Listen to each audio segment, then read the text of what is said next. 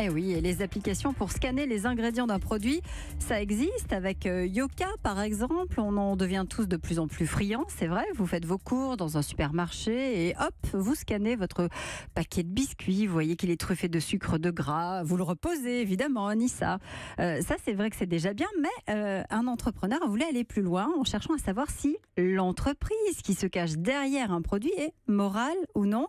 Elisabeth Assayag, cette solution s'appelle Buy or Not. Oui, et là, ça concerne tout ce que vous consommez au quotidien. Par exemple, vous achetez votre café chez Starbucks, qu'on connaît tous, et votre appli Buy or Not vous précise que cette entreprise a recours à l'optimisation fiscale, ou encore vous achetez une bouteille de Coca-Cola, et là, l'appli Buy or Not vous dit que la marque participe à l'assèchement des nappes phréatiques au Mexique. C'est donc justement pour nous éclairer sur le comportement des entreprises que l'application Buy or Not a été créée il y a tout juste quelques jours. Et oui, c'était même vendredi le lancement, si mes tablettes sont à jour. Bonjour Leven Takar. Bonjour. Vous êtes le cofondateur de Buy or Not.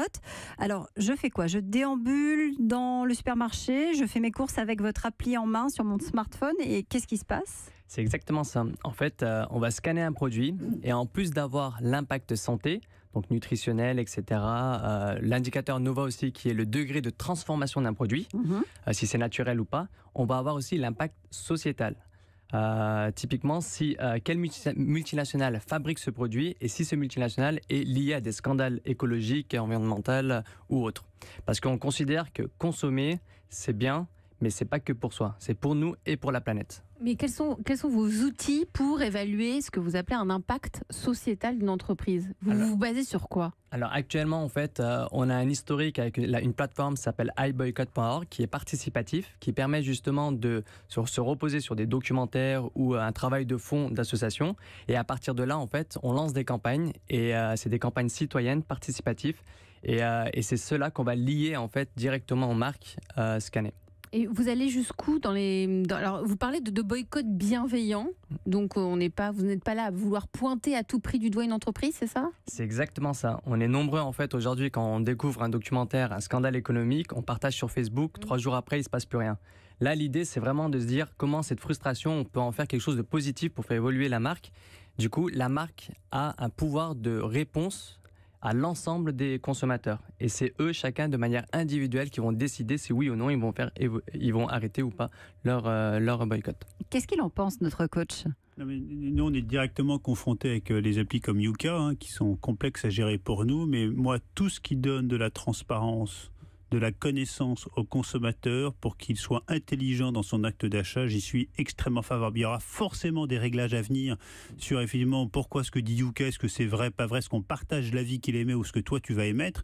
Mais tout ce qui va donner du savoir au consommateur, c'est vraiment génial. Après, le sujet, c'est une fois qu'on sait, est-ce qu'on change notre façon de consommer. Libre à nous d'acheter mais ou même nous, de on ne le pas voit au acheter. quotidien. Moi, je dis, est-ce que je suis content d'Amazon en tant que philosophie d'entreprise sur des questions d'optimisation fiscale? Pas forcément, mais pourtant, je suis addict à Amazon. Donc, je trouve après, on arrive à une schizophrénie totale de nous-mêmes en tant que consommateurs. Alors, ça signifie qu'on n'achète plus tel ou tel produit pour montrer son opposition.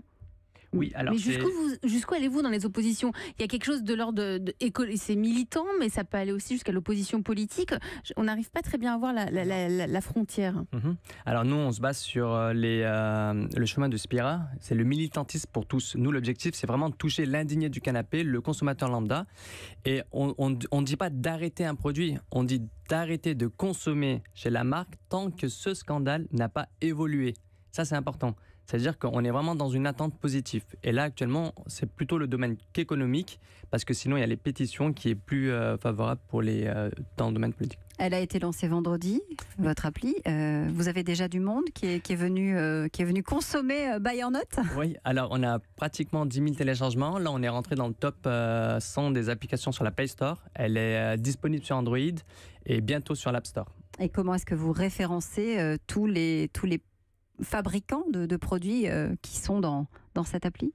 Eh ben, c'est un travail manuel qui est fait. Là, actuellement, on est en train de construire vraiment une base à côté qu'on va rendre peut-être open source. Avec combien de personnes derrière justement qui travaillent? Alors, on est 150 bénévoles. Dans le noyau, on est un salarié parce qu'on est une association à but non lucratif. Et voilà, donc c'est beaucoup de bénévolat. Et voilà.